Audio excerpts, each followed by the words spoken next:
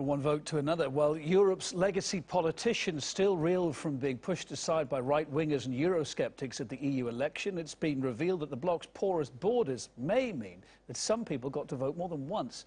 Our Europe correspondent Peter Oliver's got that story. Well, it's all looking rather messy right now as more information comes out following a on-air confession by a major news editor here in Germany on Sunday that he'd voted both in Italy, where he was originally from, and here in Germany, in Hamburg, where he now lives. Now, we're still trying to work out what exactly this could mean, just how many people could have been involved in doing this, and whether they did it by mistake or did it deliberately. Now, those that are in the know, we're hearing from a former representative of the highest court here in Germany that says, well, the worst case scenario is this could ultimately invalidate the whole election that just took place. But how could somebody go about voting twice in the one election? Have a look at this comment. Here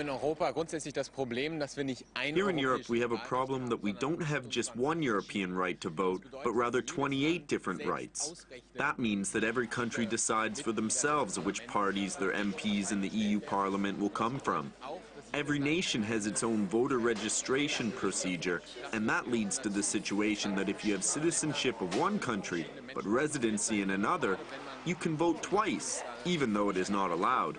Well, this wasn't the only major issue to come out in the fallout from the elections. The swing to the right in some countries, the increase in votes for Eurosceptic, anti-Euro parties and all the likes, well, that caused consternation among some of the senior figures in European politics, and they were quick to speak out against this. These election results matter.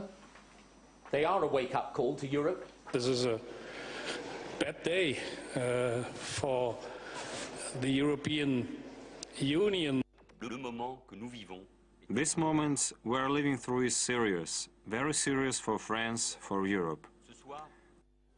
Well, one of the interesting things that we're trying to find out right now is just why this issue is being raised when traditional parties seems to have collapsed, but in these elections. But the numbers of just who could have voted twice, well, we're going to see that come out over the next few weeks, I would guess. Perhaps as many as 1 million. It is very common. I mean, I received two voting papers, also with a letter telling me that I was only allowed to vote in one, be it in Britain, where I'm originally from, or here in Germany, where I'm living. That did come with a letter, though, that told me that if I was to vote in both of them, I was going to be breaking the law. But it seems like hundreds of thousands, if not up to at least 1 million people, may have received these type of documents, and we'll be trying to find out what influence they had on the election.